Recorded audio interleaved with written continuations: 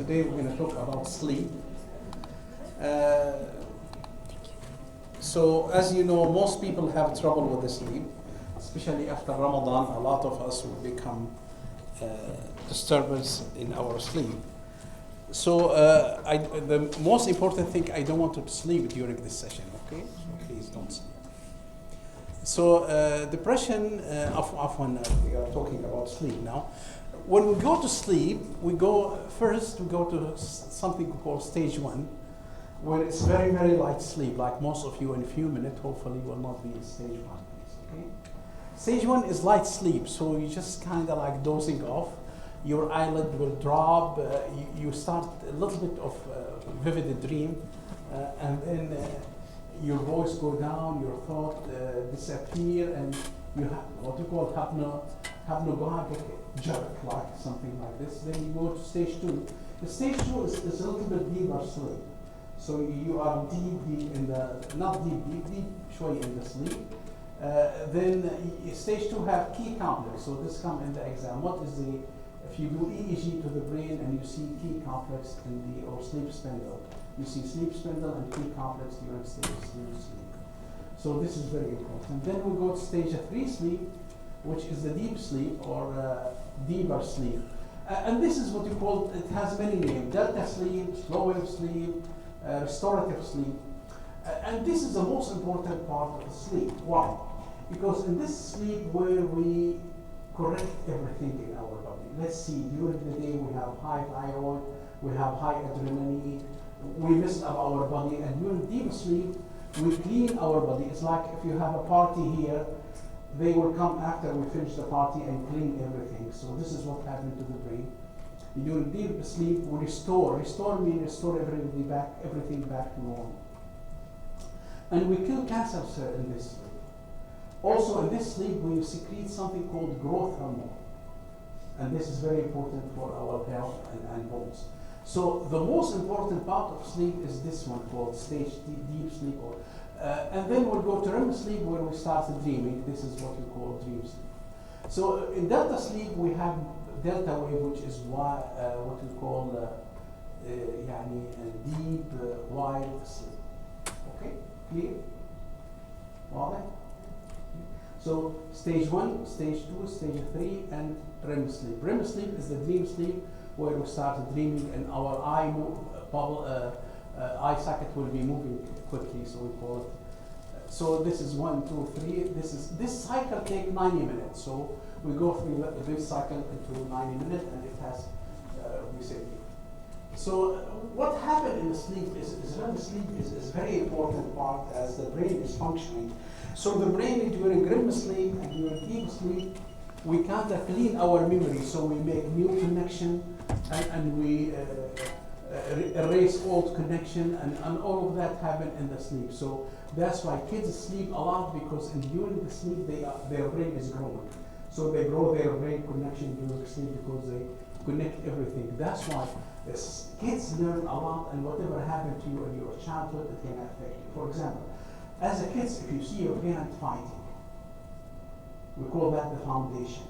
If your parents are fighting and you see them fighting, it will become part of you that when you get married, you're going to fight with your wife. Why? Because this is how we learn things. So you learn Arabic, you learn Quran, you learn everything deeply because you have deep connection in the brain, and out of that will be stuck with you for the rest of your life. So they say what happened to you in the first 5 years is going to be your personality for the rest of your life. So that's why kids spend a lot of time in the sleep because they want to absorb. So kids like a sponge, it will absorb everything happened to them during that part of sleep. But let's move here to again to the sleep. So we have stage 1. See, this is how we go. Stage 1, stage 2, stage 3, then stage 2 again, stage 1, then REM. What do you notice here that this is, we say, deep sleep, the good sleep, and this is REM sleep. The more time we spend in sleep, the more likely to have REM sleep. So most of the sleep in the early hours in the morning are REM. Deep sleep happens only in the first 3 hours at night. So that's why you need to sleep between 10 and 2. They say the best hours for sleep is always between 10 and 2. Why? Because these hours where you get deep sleep. After 4 o'clock, you don't get much of deep sleep. So if you sleep after Salat al-Fajr, you're not going to get much of the deep sleep. And that's why you need really to sleep between 10 and 2, because this is where you get delta sleep or slow wave sleep. So what happens if you drink alcohol, like we said yesterday, you will sleep, but you will not go to the deep sleep. And you're not going to get much of the REM sleep. So also you spend most of your time in stage 2 sleep when you drink alcohol. And we said the stage 3 sleep is where we rejuvenate our body and we kill cancer cells and we secrete growth hormones. So you deprive yourself from all of that part. What happened in deep sleep, and this is very important, I want you to listen to it. In deep sleep, your heart is pumping slowly. Your heart rate is bradycardia. Your breathing is slow. Your blood pressure is low. But your brain is functioning very well, connecting all of this information. In REM sleep, on the other hand, your heart rate is high, and your pulse is high, and your vessels are constricted. Okay? What does that mean? That's the way of Salah. Do not let your parents sleep after Salat al-Fajr. Why? Because most of the sleep between 4 and 6 o'clock are really REM sleep. And REM sleep, your heart is pumping fast and your vessels are constricted. So that's why most of the stroke and MI happen in the early morning. Right? Because your heart is pumping fast and your vessel is constricted. So that's why if you want to prevent stroke and heart attack, you need REM sleep. You cannot do without REM sleep.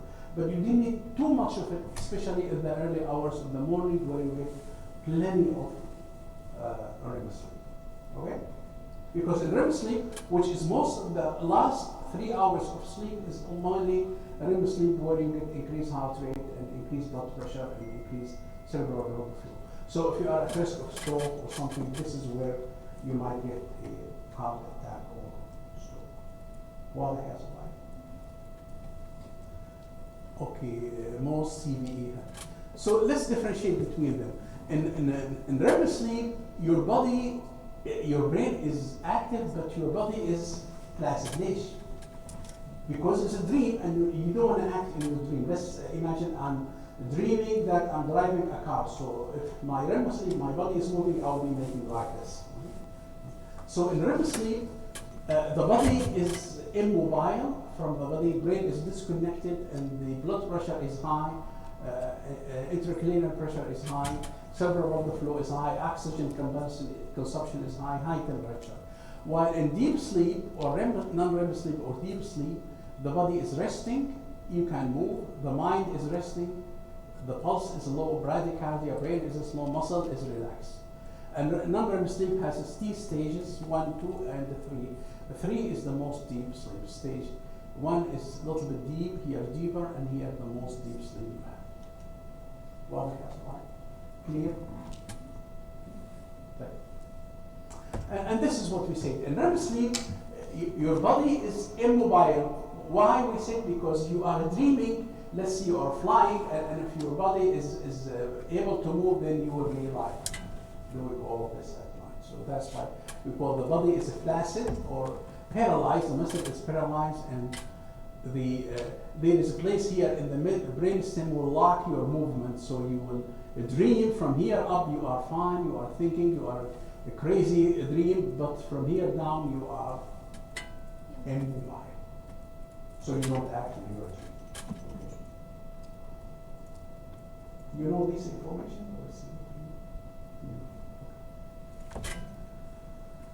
So this is the wave of sleep. So we said stage 1, stage 0 sleep, what we call alpha sleep. Alpha means شبه awake, يعني nearly awake when you want to go to sleep. Then stage 1 you see what we call theta wave.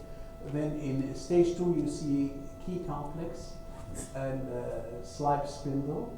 And stage 3 sleep, and REM sleep is like waking sleep. So you know beta, delta, the most important here is delta sleep and key complex and So some people might not have what we call alpha intrusion. So you are in deep sleep, and then alpha wave come from here and interrupt your sleep. And that happened in patients who had fibromyalgia or drink alcohol or pain. So when you have pain, your alpha wave will intrude to your deep sleep. And that causes you a lot of disturbance. You feel awful. I said it as an example. If you are sitting with your fiancé on the beach and he is saying good things to you and how beautiful you are and how remind you of the moon and the waves and all that, and you are deep in the romantic time, and then you ask him, what we gonna cook for tomorrow? So you kill the moment. Wait, I know. That's what happens when you are in deep sleep and you have an alpha wave that intrudes your deep sleep. And we say that happened in patients who have fibromyalgia, where pain will cause you to have alpha intrusion. Okay. So this is what we call stage 2 sleep. You see sleep spindle and key complex. Here, so what part of the brain regulates sleep? The regulation of sleep happens in the hypothalamus, and there's in the hypothalamus there's a nucleus called suprachiasmatic nucleus. Suprachiasmatic nucleus, which is right above the chiasma here, called in Arabic التصاعد البصري, which is chiasmatic connection. And this area of the brain is really get the light from the eyes through the retina, and then when it gets the light, it will activate the brain and you become awake. I think I have another picture of it. Yeah, here. So here is what we call the suprachiasmatic nucleus. It's connected with the eye through the optic nerve, and then when it gets the light from the retina through the optic nerve, it will activate the brain. That's why we should not sleep during light. We cannot go to deep sleep during light because it will activate the SCN.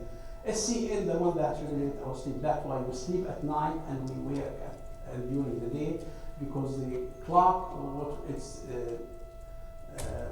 by light, it will activate it by light. That's why if you go, for example, if you go to London or places where there is not much sunshine, you feel depressed and you feel sleepy all the time, because sunshine is what alerts us through the optic nerve, through the suprachiasmatic nucleus.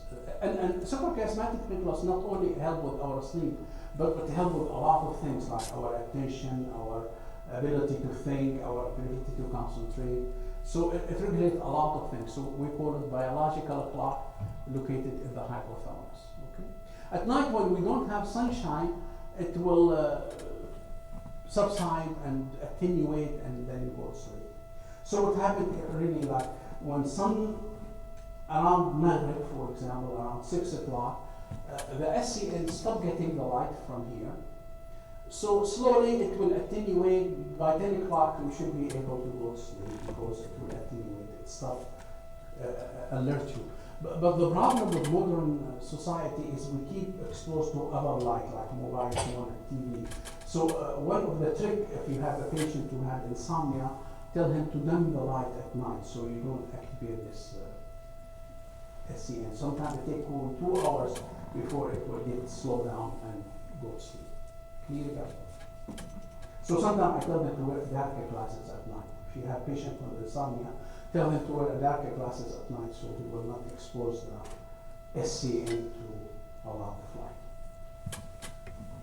Okay, let's go here. So we said at night it will not get a lot of light, so it attenuates and then we go back to sleep. And that light is what we call that connection between the retina and the SCN is called the glutamate signal. So the glutamate is what takes this signal from here to here.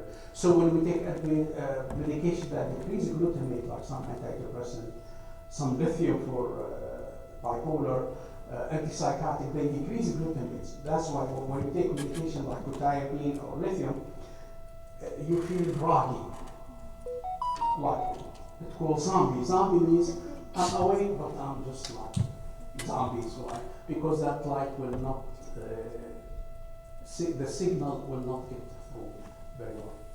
So this is to summarize SCN. We said it's sleep, regulates sleep-awake cycle. For example, remember a patient with Alzheimer, what will happen to them? They sleep at day and wake up at night. Why? Because SCN will be destroyed, the first part of the Alzheimer, SCN will get destroyed and the patient will start, his sleep cycle will become, so it will sleep cycle, light will activate it, dark will attenuate it. It regulates other body function like hunger. That's why you get hungry at 4 o'clock, and because SCN is the one regulate your hunger and your sleep. So SCN play a major role in all of the activity. We call that circadian rhythm. It's called what? So what is control circadian rhythm? Is SCN. Okay. So what happens is when we go to REM sleep, and I want you to understand this very, very well. Please do it.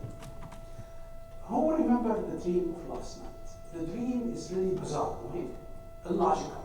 So I will be like having lunch in Paris and dinner in Moscow, and at the same time I still at Areeba, and maybe I am with my wife and are in Al-Wadha at the same time. So the dreams are very bizarre. Why? And this is the trick here. The dream is very bizarre because under the sleep, when we are asleep, the frontal lobe is not functioning. So during REM sleep, لاحظوا إنه only the limbic system, part of the limbic system is active, but the frontal lobe is out of activities. And apparently the frontal lobe is what keeps us with reality. So you wake up and you feel like this is not normal because your frontal lobe awake up. So frontal lobe is what keeps us in reality. And in sleep we lose our activity in the frontal lobe, and that's why our dreams are really bizarre and nonsense. Okay? Clear? So what happened in patients with schizophrenia? Why patients with schizophrenia is illogical and bizarre? You feel like somebody hear him, you can see something we don't see. All of that because his frontal lobe is not there. Most schizophrenic patients, the first part they lose in their brain is their frontal lobe. So they live like you are in a team all the time. So in sleep, during REM sleep, the amygdala is active during dreams, and you have all of this limbic system activity, but the frontal lobe is out, and your emotional system, you have intense emotion because the amygdala is active while the frontal lobe, who's supposed to control the amygdala and get it back to the logical, will be not active. Absolutely. So what happened is why we need to go to deep sleep and REM sleep.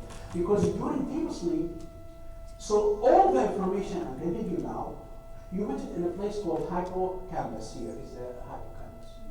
Okay? Not hypothalamus, hippocampus. So all of this information you got today, you get it here in the hippocampus. Why? Then at 6 o'clock today, when you are eating kapsa with your family, we remember 20% of that lectures. You go to deep sleep at night where you consolidate all of this information in a certain part of the brain. Because the hippocampus is like temporary storage. It will not store the information for a long time. It will only store it for a short period of time. Then at night it will consolidate this information in the rest of the brain. Like here we talk about kapsa. So you will dream of kapsa and you will consolidate kapsa here, and here bazar dream, and here coffee, and here whatever. You start consolidate all of this information. So tomorrow morning you will remember 80% of the lectures. Okay? Well,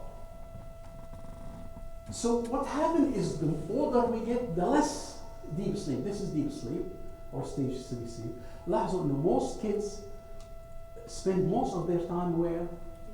In deep sleep. That's why you can learn Quran you can hafiz Quran, you can learn 3 languages, you can do a lot of things because you spend most of your time where?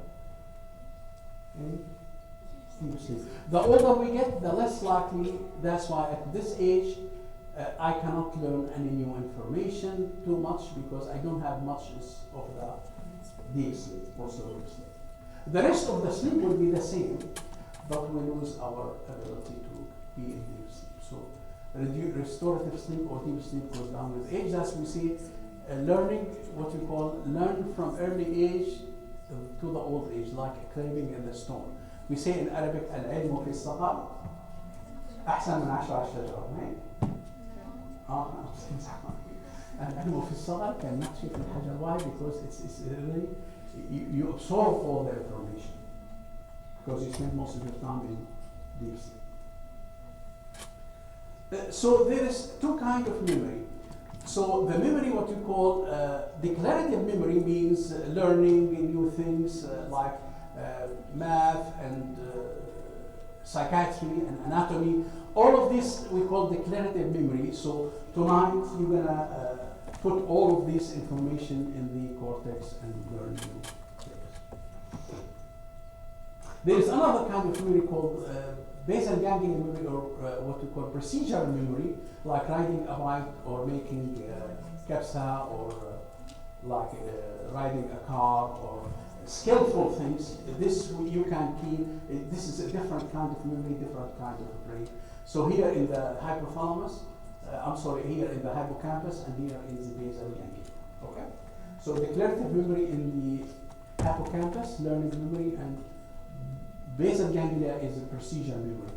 And that's what is the case of HM. So I'll give you the case of HM. HM, this is a classical case of psychiatry. HM had seizures, so they removed both hippocampus. What will happen when they remove his hippocampus? He cannot form any new memory. He can learn everything. He can learn how to sew, he can learn how to cook, but he will not keep any information. So what happened with him, this is his doctor, Brenda. So he meet her every day, and every day he will meet her, "Hi Brenda, I've never met you before." So he had all the memory from the past of the seizure before the surgery, but everything happened after the surgery. He could not remember it because of that. So they make a movie out of it. It's called, do you know what the movie is what? So when he loses his hippocampus, he cannot form any memory. So although he sees his doctor every day, but he never remember that, like see her the first time. So it's called, the movie is called 51st Date. So I think he or she had damaged hippocampus, and they meet every day, and every day she meets him, and she feels like she met him for the first time. It's great to have a wife like this, you know. I'm just kidding. So this is what happens if you lose your hippocampus. Now, you will learn skills, like he will know how to ride a bike, but he will not learn any new information, because riding a bike, we see, is in the basal ganglia. And that's why, for example, a patient with dementia, he loses all the memory, but he still knows how to pray, because prayer is a procedure, and he can do it in the basal ganglia. So what happened to us is really, this is very important. We still have time. Let me see. I don't run out of time. Okay. Yeah, we have time. So look at me here. So at 9 o'clock, we are almost 9 or 10. We have what you call wake up propensity, or circadian alerting signal. So there is part of us want us awake, and part of us want to make us asleep. So they fight together. And we say, like, God put everything in opposite things. So you have waking drive and sleep drive. They are fighting with each other. And then because of the sunshine, you are more awake. This one will be stronger, and you stay awake because of the sunshine. Okay? Then the more the day goes, the stronger the awakening drive and the stronger the sleep drive. Both of them are getting stronger. At night time, around 9 o'clock, we lose the sunshine, and then we lose the awakening drive, and we go to sleep. What happens if we drink coffee? If we drink coffee, it will increase adenosine. Adenosine will make you wake up, so it will shift the sleep drive to the left. Because coffee, this one is done by adenosine, the neurotransmitter. So if you drink coffee, adenosine will make you shift the sleep drive to the left, and you stay awake. That's why you tell the patient who had insomnia, don't drink coffee after like 4 o'clock. The other thing is there is certain chemical called interleukin-1 and PG2. These chemical will accumulate in your brain. So when they accumulate, they will make you sleepy. For example, if you are awake at 7, then by the time it's 10 o'clock, you have enough of these substances that make you sleep. But if you wake up at 12, it's going to take until 2 o'clock at night to have enough of these chemicals to make you sleep. So that's why the best way to treat insomnia is to wake up in the morning and exposed to the sunshine. The best way to treat insomnia is to wake up early. Okay? Because waking up early, you will accumulate a lot of these neurotransmitters that make you go to sleep at night. Okay? So if you bring two dogs, one had been just wake up and one has not been sleeping for 14 hours, you took the substance from this one to the first dogs, he will go to sleep immediately because this chemical will make him sleep. What happened is we said, then at nighttime, we secrete something called melatonin, and melatonin will help us go to the deep sleep. So the role of melatonin to make you sleep well. And it will only secrete it at nighttime during the dark hours. So what happens if you sleep without melatonin? Let's say you sleep always after 4 o'clock in the morning. You will get cancer, why? Because melatonin is one of the best antioxidants that kill cancer cells. So they found that patients with breast cancer, for example, they have very low melatonin in their blood. So next time, especially girls, sleep at night so you get enough melatonin. So you will be, and melatonin is one of the best antioxidants that keep you from getting cancer. And that's why they say if you don't, patients who work night shift work can be carcinogenic because it will expose you to cancer. That's why in America they will not let you work night shift if you are above 35 because you will put yourself at risk of cancer. Okay.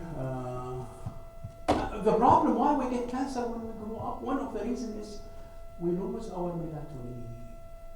This is melatonin. When you get old, you don't have enough melatonin in your blood, and you get to go back to rot. So how melatonin will be secreted? We have tryptophan, amino acid. It will go through hydroxylase to be serotonin. Serotonin will become melatonin. So in order for us to get a good sleep, some people use B6 and zinc and magnesium. They help sleep because they help tryptophan be converted into serotonin and then melatonin. But the best way to make you go to sleep is exposure to the sun in early morning. Okay? Exposure to the sun in early morning. Possible cause of insomnia. Why people have insomnia? The most common reason is really poor sleep hygiene and not drinking coffee at night and all of that. But other reasons like you said alcohol and caffeine will disturb your sleep. Some medication will disturb your sleep. Medical illness like depression and anxiety will affect your sleep. Sleep hygiene, we talk about it. Some degenerative disease like Alzheimer and Huntington disease because they destroy the SCN. And circadian rhythm change, like if you go from here to America, your circadian rhythm will be destroyed. So this is what you call primary insomnia.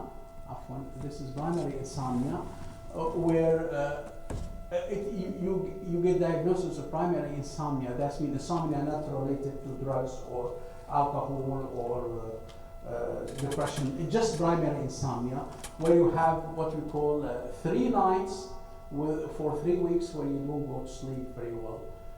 And you have daytime sleeping, you feel sleepy during the day, a lack of energy, trouble learning, trouble concentration, trouble. So this is what we call primary insomniac disorder. And the first disorder is really, you have all of this, what we call 3 days for 3 weeks, daytime sleepiness, poor night sleep, early morning awakening, difficulty daytime sleep, difficulty concentration, difficulty falling asleep, and you also psychological problem related to that. Now we'll move to our first illness called obstructive sleep apnea. Obstructive sleep apnea is very common.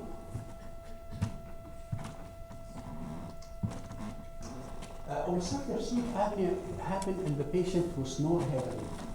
So what happened is for obstructive sleep apnea, the first thing is loud snoring and be really they feel a choke at night, like this.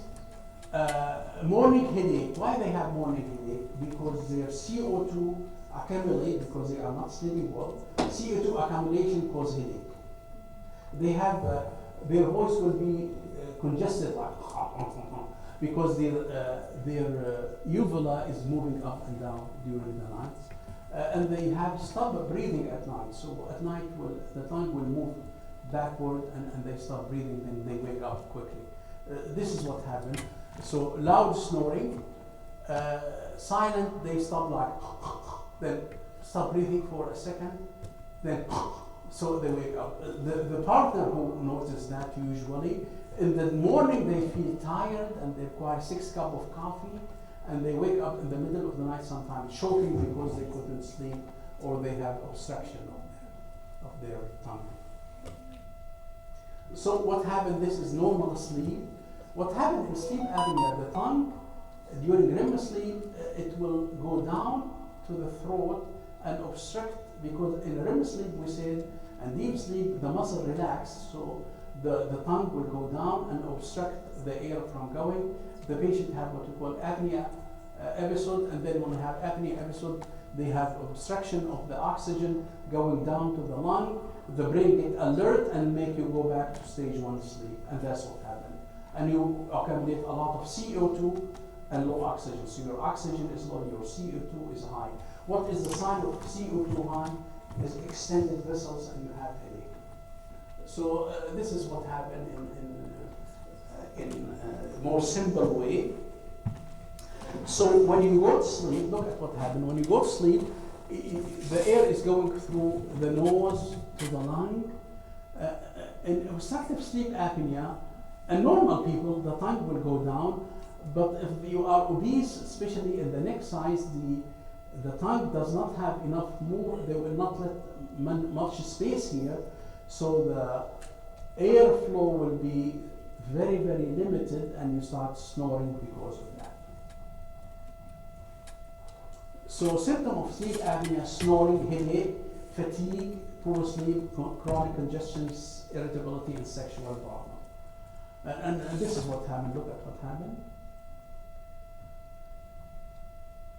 So during deep sleep, the tongue will go down, and then you obstruct, especially deep sleep. So patients with sleep apnea don't go to deep sleep, because if they go to deep sleep, they will die. Yes? So the small passage of air is what causes the snoring?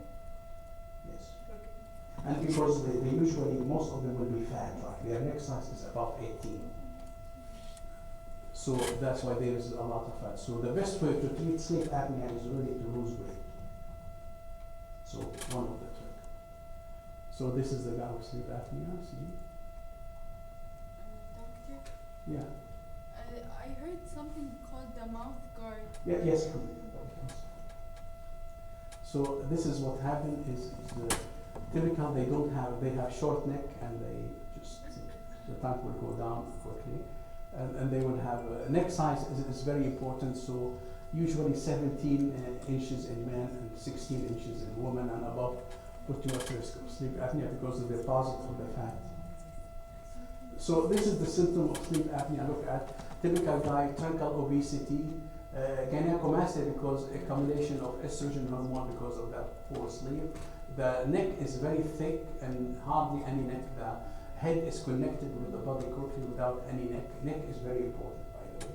So snoring, heartburn, memory loss, irritability, depression, morning headache, all of that is sign of the sleep apnea. So I want you to look at it very well. So which one of those does not have sleep apnea? 3 have severe sleep apnea. 4 does not have sleep apnea. Why? 3, this is a trick exam.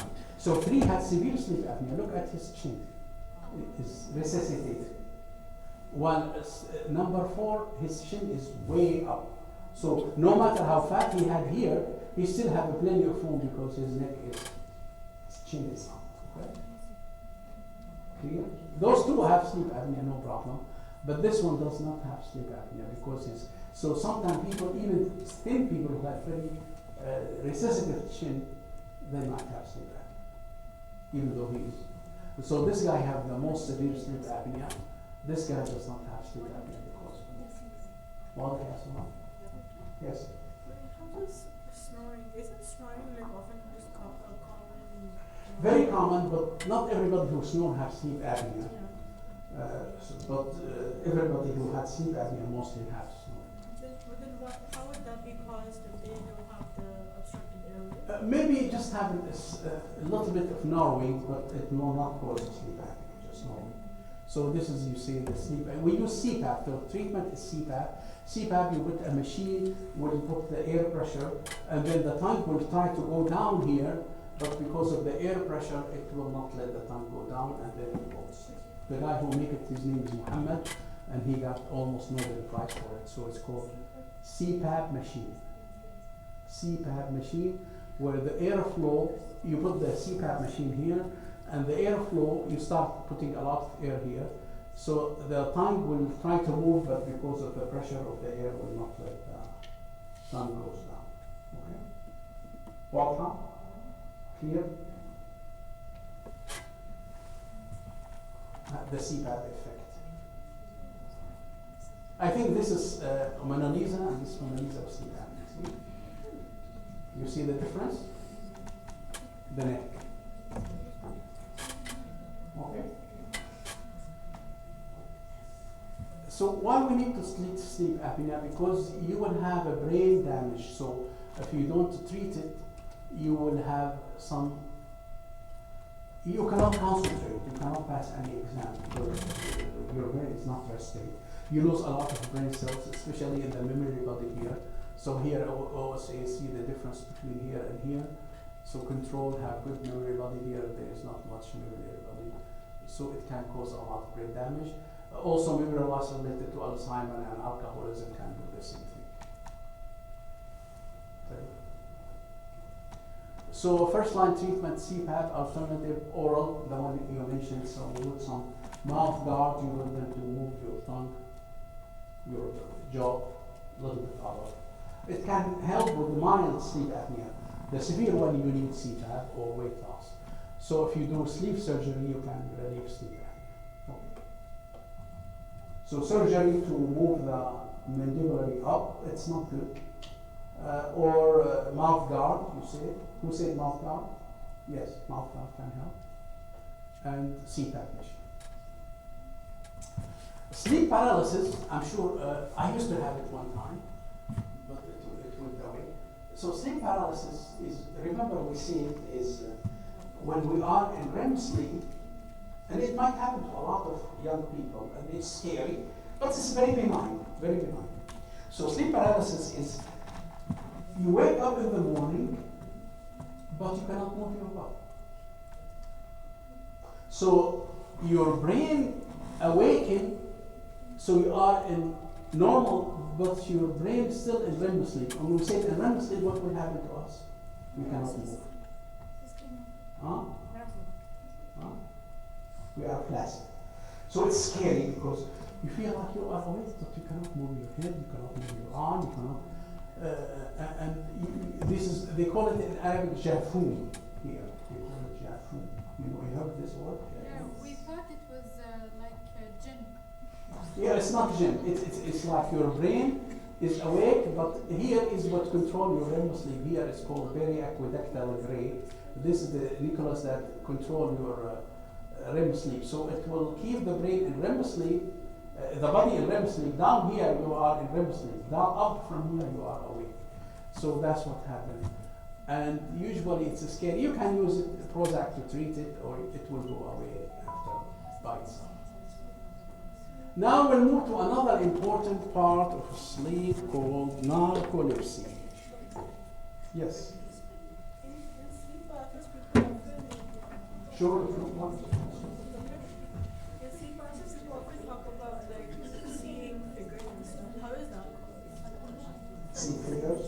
Like people often talk about like seeing like people in their room or something. That's delirium. Delirium is different. We'll talk about it. We'll continue on narcolepsy. Okay? Narcolepsy is common. And it is like you are sitting, you are listening to Dr. Ali, and then you fall asleep. Or you're driving a car and you fall asleep. What happened is narcolepsy is really, it has something called catalepsy. It's the most dangerous part of narcolepsy. Not everybody had catalepsy, but if you have catalepsy, then you have narcolepsy. So catalepsy is figure that you have severe narcolepsy. So you are walking and then you get immediately go to REM sleep without even stage 1 or stage 2. You just go to REM sleep and you fall down. Okay? So it's called catalepsy. So narcolepsy have insomnia, excessive daytime sedation, catalepsy, hallucination, and then the sleep paralysis. So this is what narcolepsy. You start, you sleep paralysis, so you have sleep paralysis in narcolepsy. Then you have insomnia during night. Then when you go in the morning, you feel sleepy, and then you go and you sleep. You fall down during the day because you are too sleepy. And at night, when you go to sleep, you have this what we call hypnagogic hallucination, where you feel you are hypnagogic. The problem is in narcolepsy is called orexin. What is the neurotransmitter lacking in narcolepsy? Orexin. It used to be called hypocretin. So narcolepsy is the neuron that makes you awake. So all of you are awake because you have plenty of orexin.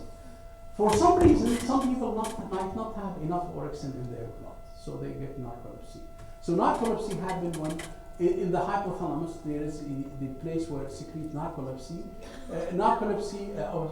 Secretin or what we call orexin will make you alert by activating all the neurons that make you. So there is a lot of neurons that make you alert, like norepinephrine, histamine, acetylcholine. All of this will make you alert.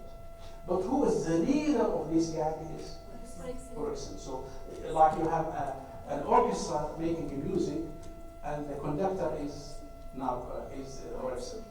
Okay, the other is part of the place. So when narcolepsy increase, secretin increase when you are hungry. So that's why we cannot eat. If you don't eat, you don't sleep well. Because if you eat secretin, orexin will go down. And if you are in love, we said you will have plenty of orexin. That's why when you are in love, you secrete a lot of orexin and you cannot sleep. And you tell your wife that you are stealing the sleep out of my eyes. So what happened is some people might have narcolepsy because after infection, there might be immunocomplex that kill all of these orexin neurons. So you start having narcolepsy after. So basically, orexin level in the brain is low because of this mistakenly attacking the antibody mistakenly attacking your hypothalamus and causing to kill your orexin neurons, and then you go to sleep during the day. Wow, that's all right. Yes. What is the treatment for narcolepsy? There is many treatments, including there is medication called modafinil will help with narcolepsy. Yes. Is narcolepsy like something that people are born with, or can you get that? So can be born, we say, or can be after infection. We say like you get infection and this immune complex can kill your orexin neurons. So basically you have to, some people might tend to be narcoleptic by having very low orexin neurons. Okay. RBD is REM behavior disorder, and this happens in people in their 50s. So if you have this, you are more likely to develop Parkinson. So it's early stage of Parkinson. So RBD is like, we said we have a place here called I think it's called periaqueductal gray or whatever, here in the brainstem, in the pons. And this nucleus, we said, is responsible for REM sleep. So when you go to REM sleep, it will paralyze the body, okay? But the brain will be awake. So in those patients, this failed to paralyze the body. So during REM sleep, you are active. Because this place here failed to paralyze the body. So they have high voltage action during REM. They have what you call normal They don't have normal REM atonia, so atonia paralysis is bad, and the patient will be. Core problem is failure of brainstem to signal muscle atonia, so it will not keep the atonia in the muscle. So we say paralysis means atonia means the pons will make all the body down below inactive, so you don't act in your sleep. Yes. Is it the same as the people who walks or No, it's different. People who walk during people who walk, they walk in stage 3 sleep. ليش؟ لأنه in REM you cannot walk. So people who walk usually happen in stage 3 sleep. So I wrote you about this. You can read it on your own.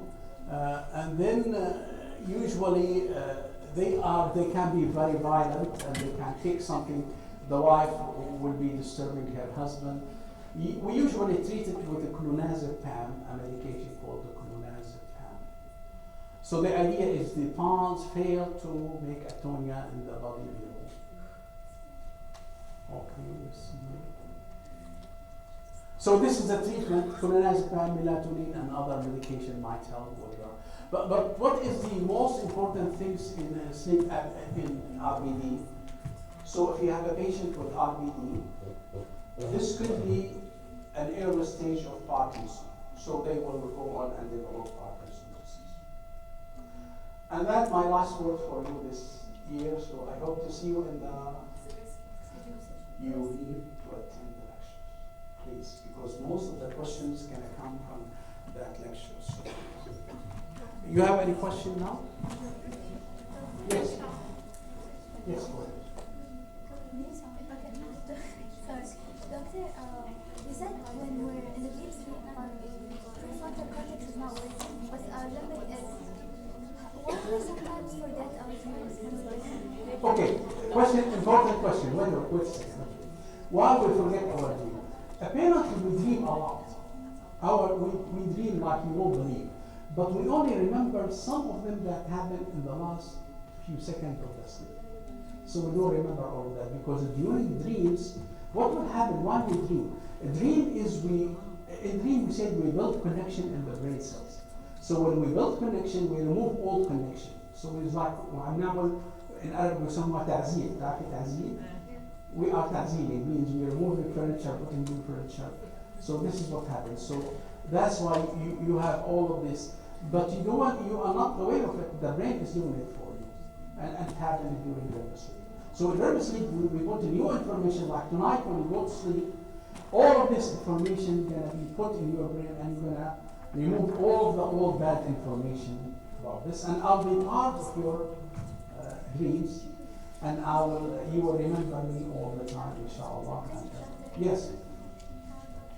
When you said that melatonin is related to cancer, Yes. does giving melatonin No. And I expect you're going to ask me this question. I was surprised nobody asked me this No, I was question. thinking it. I'm glad you asked me because I will be mad if nobody asked me this. Because every time they ask me, no, taking melatonin from outside is not proven to help. Why? Because you need your own melatonin.